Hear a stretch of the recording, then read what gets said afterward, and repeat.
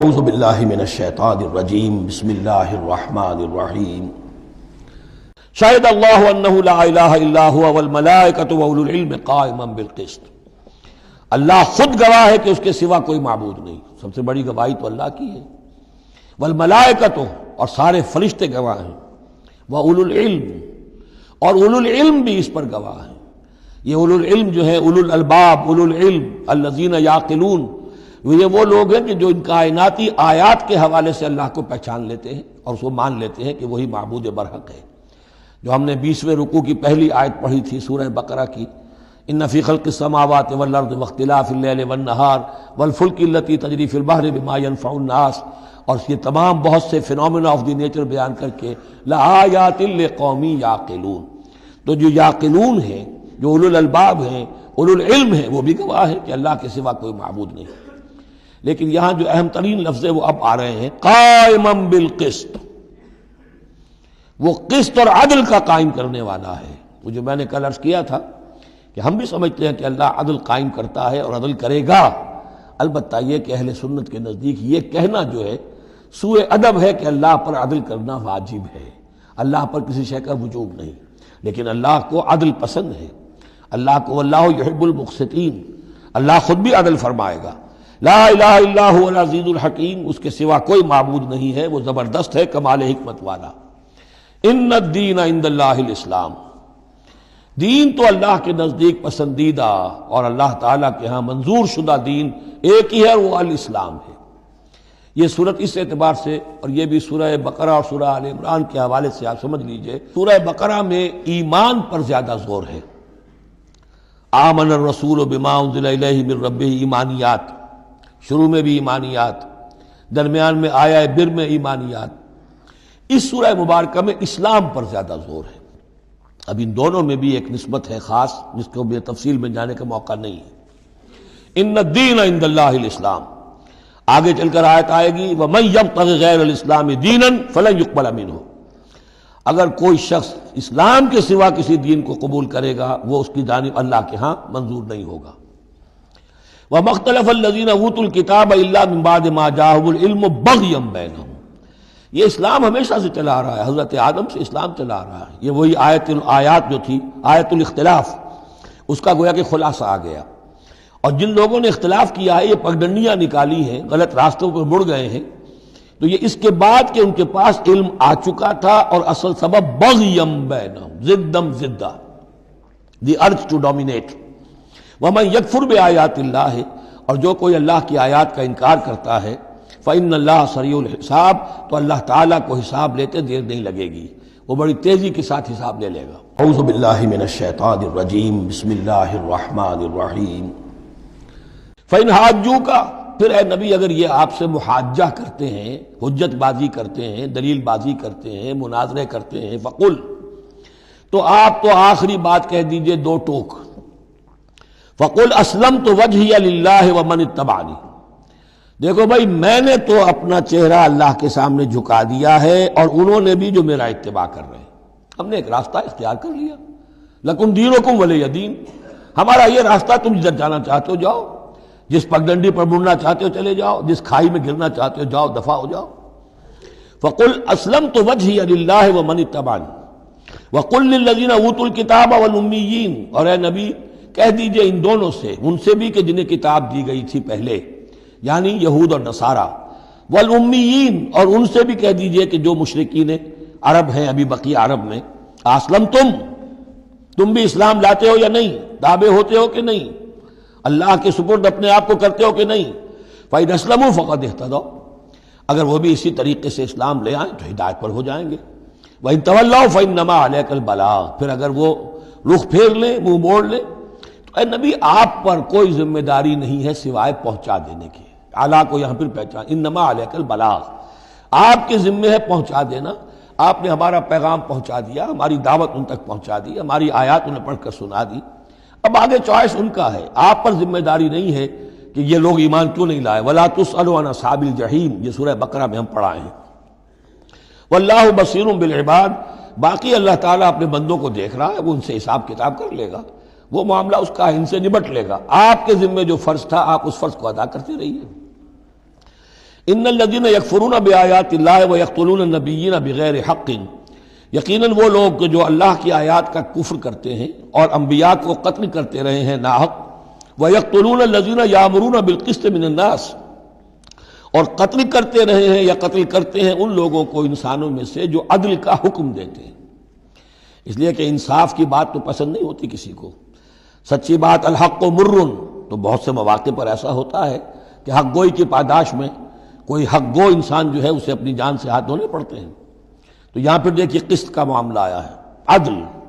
اللہ قائم بالقسط ہے، اور اللہ کے محبوب بندے وہی ہیں کہ جو انبیاء کے علاوہ وہ لوگ کہ جو عدل کا حکم دیں، انصاف کا ڈنکا بجانے کی کوشش کریں۔ تو فرمایا وَيَقْتُلُونَ الَّذِينَ يَأْمُرُونَ بِالْقِسْطِ مِنَ النَّاسِ، تو ایسے لوگ جنہیں کہ جو کہ ایسے لوگوں کو قتل کریں فَبَشِّرْهُمْ بِعَذَابٍ أَلِيمٍ، تو اے نبی انہیں بشارت سنا دیجئے دردناک عذاب کی۔ اس میں ایک طنز ہے، بشارت، عذاب کی بشارت، یہ طنزیہ کلام ہے۔ اولئک الذین حبطت اعمالہم فی الدنیا والآخرہ، یہ وہ لوگ ہیں کہ جن کے تمام اعمال دنیا اور آخرت میں حبط ہو گئے۔ قریش کو یہ زوم تھا کہ ہم خادم کعبہ ہیں اور ہمارے پاس جو ہے یہ لوگ آتے ہیں، حج کرتے ہیں، ہم ان کی دعوت کرتے ہیں، کھانا کھلاتے ہیں، پانی پلاتے ہیں، سقایا ہے، تو ہماری اتنی خدمتیں ہیں، اللہ تعالیٰ کے ہاں جو ہے ہمیں بہرحال ان خدمتوں کے حساب میں ہمیں بخش دیا جائے گا۔ فرمایا وہ سارے اعمال حبط ہو جائیں گے اگر وہ شکل نہیں ہے۔ اگر تو صحیح پورے دین کو اختیار کرو گے تو ٹھیک ہے، ورنہ یہ کہ اولئک الذین حبطت اعمالہم فی الدنیا والآخرہ، بڑے سے بڑے چیریٹی کے کام کیے ہوں، چیریٹیبل انسٹیٹیوشنز قائم کر دی ہوں، کوئی حیثیت نہیں رکھتی اللہ کے نگاہ میں۔ وما لہم من ناصرین، اور ان کا پھر کوئی مددگار نہیں ہوگا۔ اعوذ باللہ من الشیطان الرجیم، بسم اللہ الرحمن الرحیم۔ الم تر الی الذین اوتوا نصیبا من الکتاب، کیا تم نے غور نہیں کیا ان لوگوں کی حالت پر جنہیں کتاب کا ایک حصہ دیا گیا تھا؟ اوتو مجہول کا صیغہ، یہ جیسا کہ میں نے عرض کیا جہاں کوئی مذمت کا پہلو ہوتا ہے تو اس میں یہ مجہول کا صیغہ آتا ہے۔ جنہیں کتاب کا ایک حصہ دیا گیا تھا، یدعون الی کتاب اللہ لیحکم بینہم، اب انہیں بلایا جاتا ہے اللہ کی کتاب کی طرف کہ وہ ان کے مابین فیصلہ کرے۔ ثم یتولی فریق منہم وہم معرضون، پھر ان میں سے ایک گروہ جو ہے پیٹھ موڑ لیتا ہے اعراض کرتے ہوئے، یعنی یہ کہ مانتے بھی ہیں کتاب کو لیکن اس کے فیصلے کو تسلیم کرنے کے لیے تیار نہیں۔ ذالک بانہم قالوا لن تمسنا النار الا ایاما معدودات، یہ مضمون آ چکا ہے سورہ بقرہ میں۔ یہ کیوں ڈھٹائی ہو رہی ہے؟ جو مانتے بھی ہیں اور پھر عمل نہیں کر رہے، انہیں بتایا جاتا تم اس کتاب پر ایمان رکھتے ہو، اس میں یہ لکھا ہے یہ سود حرام ہے، کیا کر رہے ہو، یہ شے حرام ہے، کس کام میں لگے ہوئے ہو؟ لیکن نہیں، کیوں اڑ جاتا ہے انسان؟ اس کی تشخیص کر دی۔ ذالک بانہم قالوا، یہ اس وجہ سے ہے کہ انہوں نے یہ عقیدہ گھڑ لیا ہے کہ لن تمسنا النار الا ایاما معدودات، ہمیں تو چھو ہی نہیں سکتی آگ جہنم کی مگر گنتی کے چند دن۔ جب یہ عقیدہ ہے تو پھر کاہے کو انسان دنیا کا نقصان برداشت کرے؟ بابر میں عیش کوش کے عالم دوبارہ نیست، حلال سے حرام سے جائز سے ناجائز سے جو بھی عیش حاصل کیا جا سکتا کرنا چاہیے، بخش تو دیا ہی جانا ہے۔ یہ عقیدہ ہے کہ جو در حقیقت ایمان بالآخرت کی نفی کر دیتا ہے۔ وَغَرَّهُمْ فِي دِينِهِمْ مَا كَانُوا يَفْتَرُونَ، اور انہیں دھوکے میں مبتلا کر دیا ہے ان کے دین نے، ان چیزوں نے دین کے معاملے میں دھوکے میں ڈال دیا جو انہوں نے افترا کر لیے، گھڑ لیے۔ اللہ نے تو کوئی ضمانت نہیں دی تھی، نہ لاؤ تورات لاؤ انجیل لاؤ، کہیں ضمانت نہیں ہے، یہ تو تمہارا من گھڑت عقیدہ ہے، اور اسی کی وجہ سے دین کے اندر تم اب بد دین یا بے دین ہو گئے ہو۔ فَكَيْفَ إِذَا جَمَعْنَاهُمْ لِيَوْمٍ لَا رَيْبَ فِيهِ، تو کیا حال ہوگا اس دن، اس وقت تو یہ بڑھ چڑھ کر باتیں بنا رہے ہیں، زبان درازیاں کر رہے ہیں، کیا ہوگا اس دن جب کہ ہم انہیں جمع کریں گے لِيَوْمٍ لَا رَيْبَ فِيهِ، اس دن جس دن کے بارے میں کوئی شک نہیں۔ وَوُفِّيَتْ كُلُّ نَفْسٍ مَا كَسَبَتْ، اور پھر ہر ذی نفس کو، ہر جان کو، ہر انسان کو پورا دے دیا جائے گا جو کچھ اس نے کمائی کی ہوگی۔ وَهُمْ لَا يُظْلَمُونَ، اور ان پر کوئی زیادتی نہیں ہوگی۔ اعوذ باللہ من الشیطان الرجیم، بسم اللہ الرحمن الرحیم۔ اب اس کے بعد پھر ایک بڑی عظیم دعا آ رہی ہے۔ اس سورہ مبارکہ میں دعائیں بہت ہیں، یہ بھی بہت عظیم دعا ہے، اور یہ تو باقاعدہ تلقین کر کے کہا گیا ہے۔ کہیں تو ایسا ہوتا ہے لوگ ایسے دعا کرتے ہیں، یہاں ہے قل اللہم مالک الملک، کہو اے اللہ جو تمام بادشاہت کا مالک ہے، مالک الملک ہے، کل ملک اس کے اختیار میں ہے. تؤتی الملک من تشاء، تو حکومت اور اختیار دیتا ہے جس کو چاہتا ہے. وتنزع الملک ممن تشاء، اور سلطنت چھین لیتا ہے جس سے چاہتا ہے. وتعز من تشاء، اور تو عزت دیتا ہے جس کو چاہتا ہے. وتذل من تشاء، اور تو ذلیل کر دیتا ہے جس کو چاہے. بیدک الخیر، تیرے ہاتھ میں سب خوبی ہے. اس کے دونوں معنی ہیں، کل خیر خوبی تیرے ہاتھ میں ہے، دوسرے تیرے ہاتھ میں خیر ہی خیر ہے. بسا اوقات انسان جسے اپنے لیے شر سمجھ بیٹھتا ہے وہ بھی اس کے لیے خیر ہوتا ہے. آسان تحبوا شیئا وہو شر لکم وآسان تکرہوا شیئا وہو خیر لکم. انک علی کل شیء قدیر، یقیناً تو ہر چیز پر قادر ہے. تولج اللیل فی النہار، تو رات کو لے آتا ہے دن میں پرو کر. وتولج النہار فی اللیل، اور پھر دن کو نکال لاتا ہے رات میں سے پرو کر. وتخرج الحی من المیت، اور تو نکالتا ہے زندہ کو مردہ سے.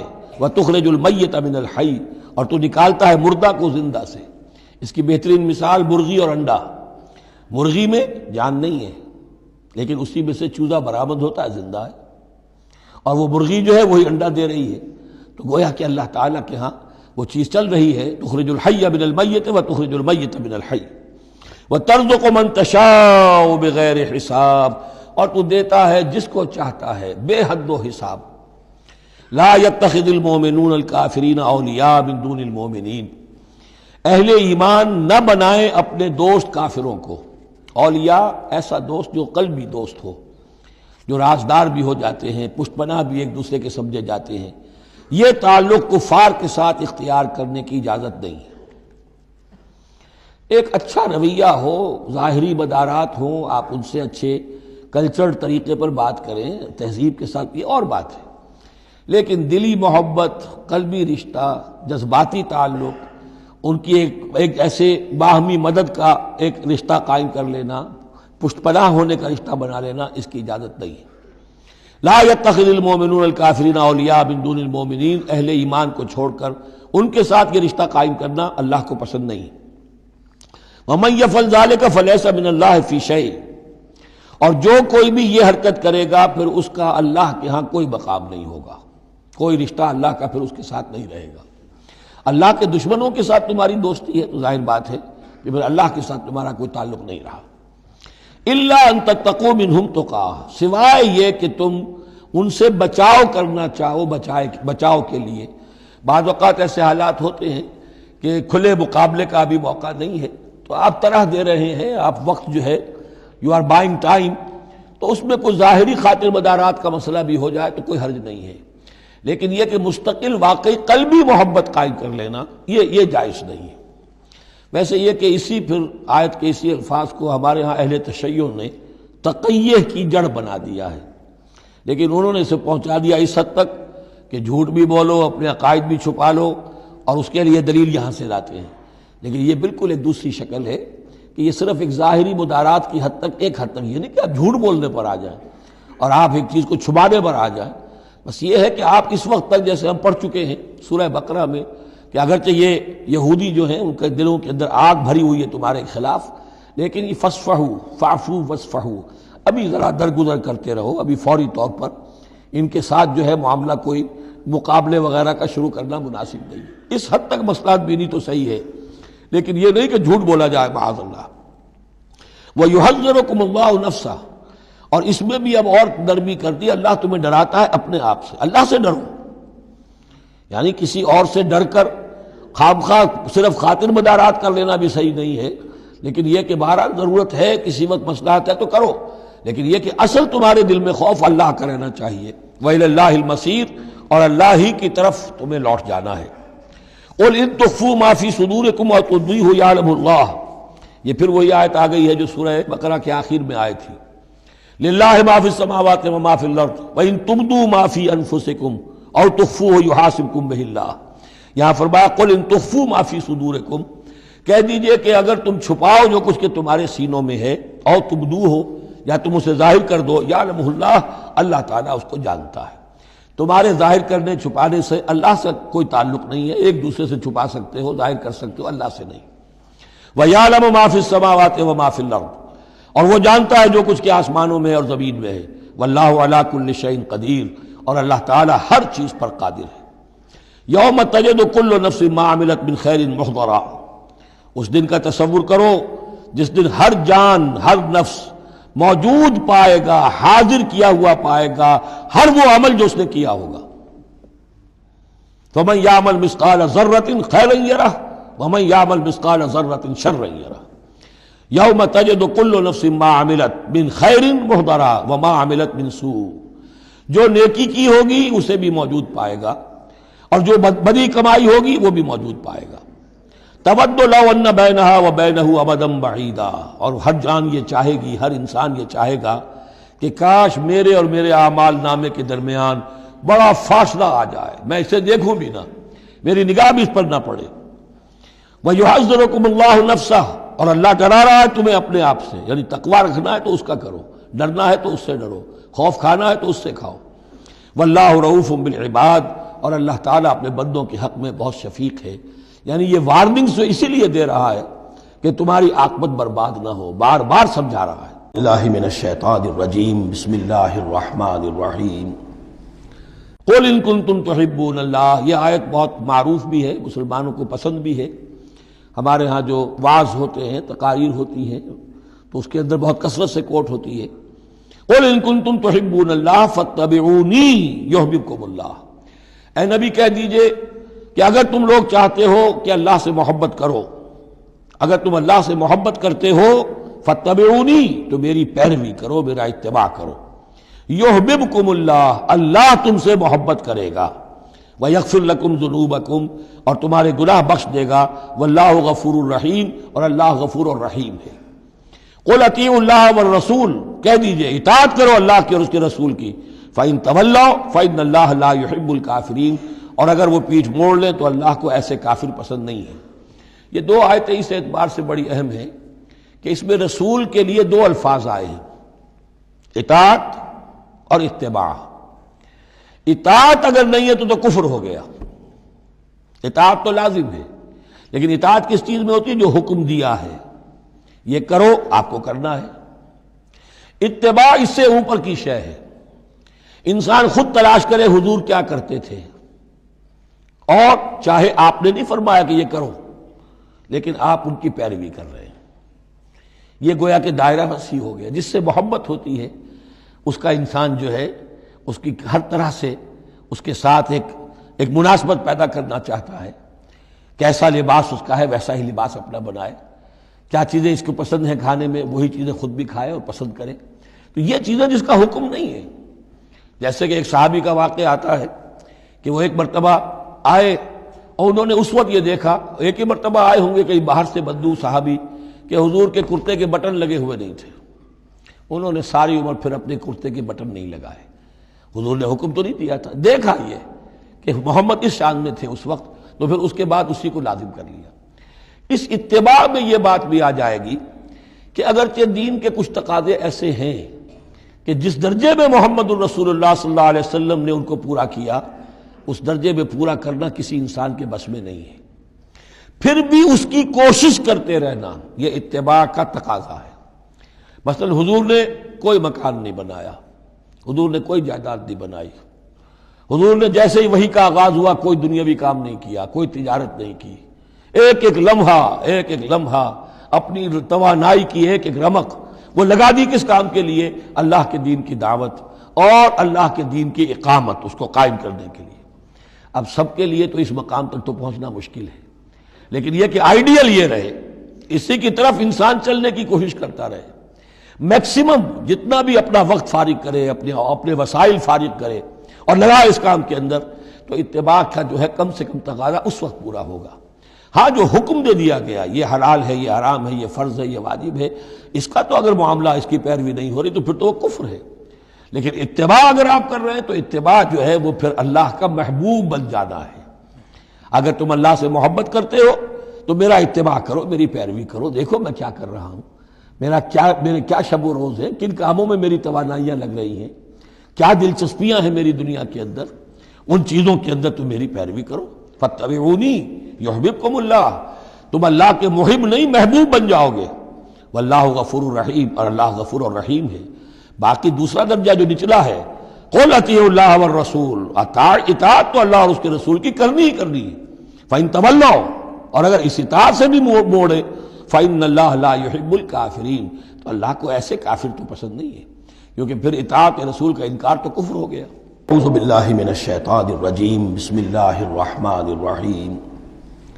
یہاں وہ پہلا حصہ جو ہے نصف اول کا ثلث اول، یعنی نصف اول جو ہے سورہ مبارکہ کا، میں نے عرض کیا تھا کہ اس میں پہلی آیات 32 ہیں، جنرل ہیں، تمہیدی ہیں، دین کے بڑے جو گہرے اصول ہیں وہ ہیں، دعائیں تلقین کی گئی ہیں، محکمات اور متشابہات کا فرق واضح کیا گیا ہے. لیکن اب دوسرے حصے میں سارا خطاب جو ہے وہ براہ راست عیسائیوں سے ہے، اور انہیں بتانا یہ ہے کہ حضرت عیسیٰ کو جو تم نے معبود بنا لیا، یا تو تثلیث کی شکل دے دی ٹرینٹی، یا گاڈ انکارنیٹ بنا دیا. تثلیثیں بھی دو طرح کی رہی ہیں، اللہ بھی اور مریم بھی اور عیسیٰ بھی، اور دوسری تثلیث جو ہے جو اب دنیا میں عام ہے وہ ہے اللہ اور روح القدس اور حضرت عیسیٰ.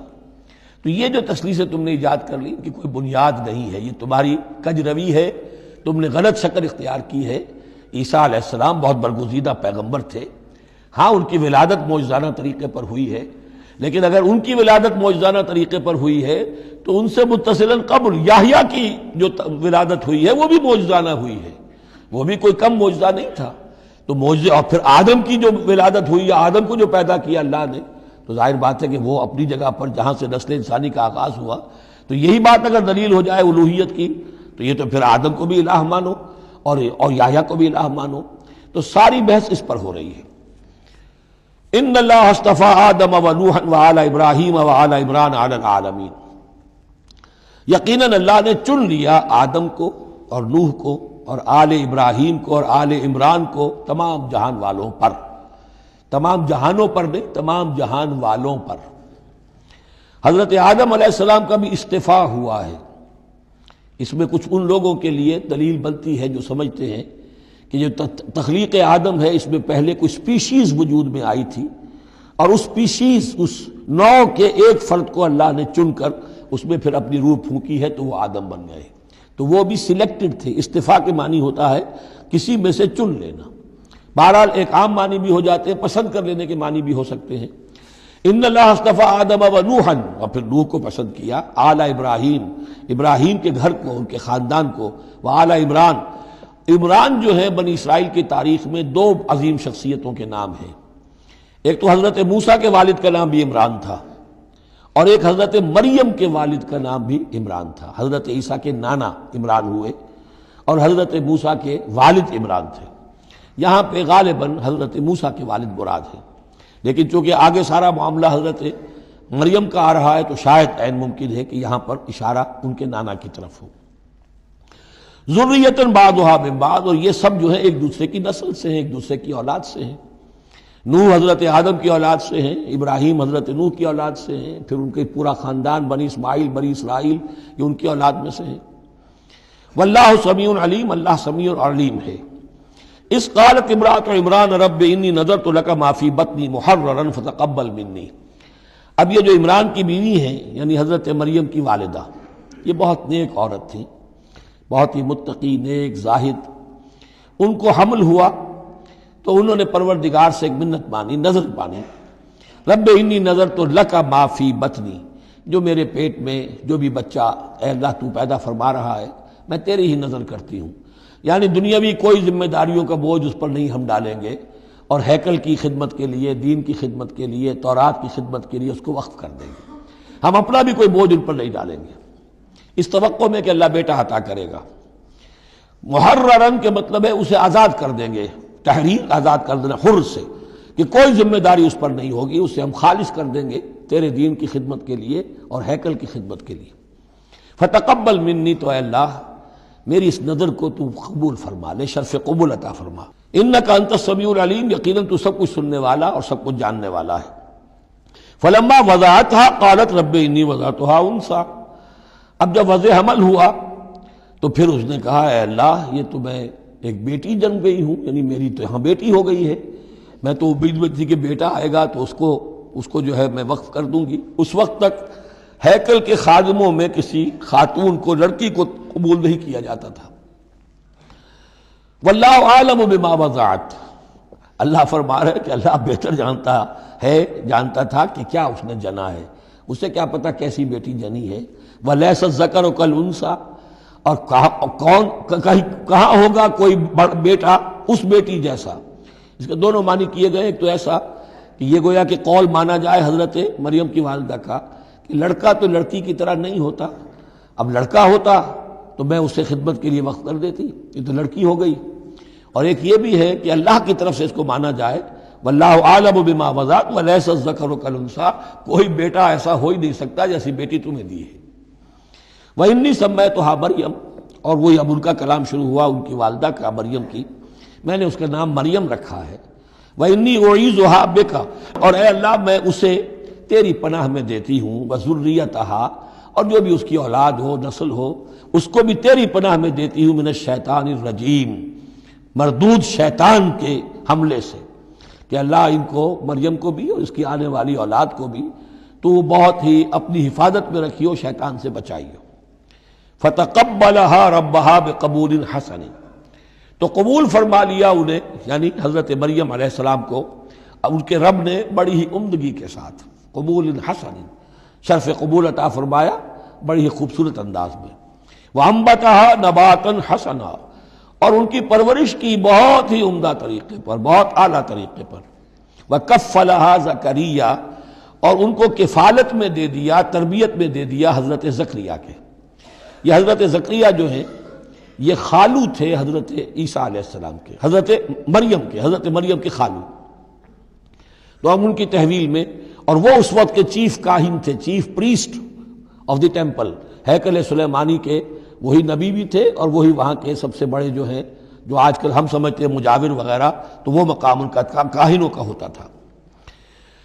وَكَفَّلَهَا زَكَرِيَّا كُلَّمَا دَخَلَ عَلَيْهَا زَكَرِيَّا الْمِحْرَابَ، جب کبھی بھی زکریا ان کے پاس جاتے تھے محراب میں، وجد عندها رزقا، وہ دیکھتے تھے محراب حجروں کی شکل کے اندر، جو جیسے بنے ہوتے ہیں مسجدوں کے ساتھ، تو ایسے ایک حجرہ ان کو دے دیا گیا کہ یہ اللہ کے لیے نظر کی گئی ہے اور ان کو قبول کر لیا گیا ہے، تو اب ان کے لیے یہاں پر یہ حجرہ ہے، اس میں وہ رہتی ہیں۔ لیکن جب بھی وہ حجرے میں جاتے تھے تو دیکھتے تھے ان کے پاس کھانا، میوے رکھے ہیں بغیر موسم کے، اور بعض لوگوں کی رائے یہ بھی ہے کہ یہاں سے مراد مادی کھانا نہیں ہے بلکہ علم و حکمت، کہ جب حضرت زکریا ان سے بات کرتے تھے تو یہ کہ انہیں حیران رہ جاتے تھے کہ اس لڑکی کو یہ اس قدر حکمت کہاں سے مل گئی، اتنی معرفت کہاں اس کو حاصل ہوئی۔ قال یا مریم انا لک ھذا، وہ پوچھتے اے مریم یہ تمہیں کہاں سے چیزیں ملتی ہیں، یہ کھانے کہاں سے آ جاتے ہیں، یہ بے موسمی پھل کہاں سے آ جاتے ہیں، یا یہ علم و حکمت کی باتیں تمہیں کیسے معلوم ہوتی ہیں۔ قالت هو من عند اللہ، تو وہ کہتی تھی یہ سب اللہ کی طرف سے ہے، اس کا فضل ہے، اس کا کرم ہے۔ ان اللہ یرزق من یشاء بغیر حساب، یقیناً اللہ تعالیٰ جس کو چاہتا بغیر حساب عطا کرتا ہے۔ باللہ من الشیطان الرجیم، بسم اللہ الرحمن الرحیم۔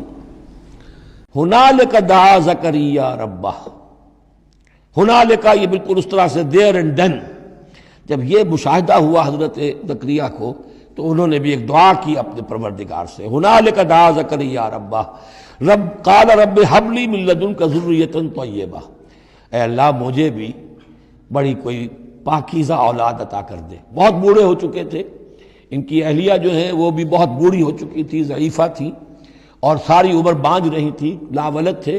یہ ساری تفصیل پھر سورہ مریم کے اندر مزید کھل کر آئے گی، اس لیے کہ یہی مضامین وہاں بیان ہوئے تھے مکی دور میں، جب کہ ہجرت حبشہ کے لیے مسلمان گئے تھے، تو وہاں جا کر سورہ مریم کی آیات جو ہیں وہ پھر حضرت عبداللہ ابن جعفر نے پڑھ کر سنائی تھی۔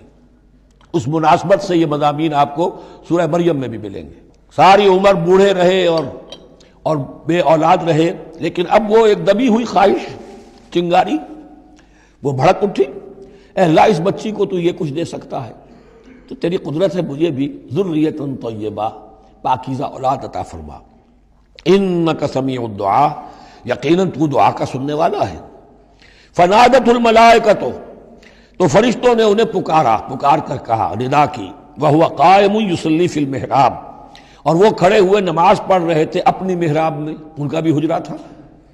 ان اللہ یبشرک بیحییٰ، اللہ تعالیٰ تمہیں بشارت دیتا ہے زکریا یحییٰ کی، مصدقا بکلمۃ من اللہ، جو تصدیق کرے گا ایک ایسے شخص کی جو اللہ کا خاص کلمہ ہوگا، یعنی حضرت عیسیٰ، کلمۃ منہ، یہ بعد میں باتیں آئیں گی، وسیداً، اور سردار ہوگا، وحسوراً، اور تجرد کی زندگی گزارے گا، ونبیا من الصالحین، اور نبی ہوگا صالحین میں سے۔ یہاں نوٹ کر لیجئے کہ آخری مدح کا لفظ جو حضرت یحییٰ کے لیے آیا ہے وہ نبی ہے، نبیا من الصالحین۔ قال رب انا یکون لی غلام، ابھی خود دعا کر رہے تھے لیکن غالباً اس کی بڑی توثیق چاہ رہے ہیں اللہ سے، ری ایشورنس۔ کہا پروردگار میرے ہاں کیسے بیٹا ہو جائے گا، وقد بلغنی الکبر، جبکہ میں انتہائی بوڑھا ہو چکا ہوں، وامرأتی عاقر، اور میری بیوی جو ہے بانجھ رہی ہے۔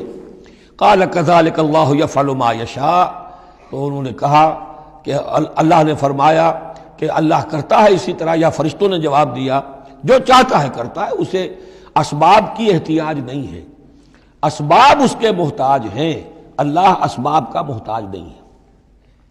قال رب اجعل لی آیہ، انہوں نے عرض کیا پروردگار میرے لیے کوئی نشانی مقرر کر دے، مجھے معلوم ہو جائے کہ واقعی ایسا ہونا ہے اور واقعی یہ کلام جو میں سن رہا ہوں تیری طرف سے ہے۔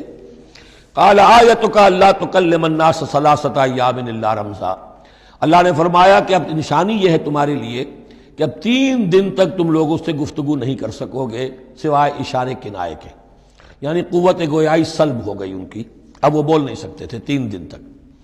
وَاذْكُرْ رَبَّكَ كَثِيرًا، اپنے دل میں اپنے رب کو یاد کرتے رہو کثرت کے ساتھ، وَسَبِّحْ بِالْعَشِيِّ وَالْإِبْكَارِ، اور تسبیح کیا کرو شام کے وقت بھی اور صبح کے وقت بھی۔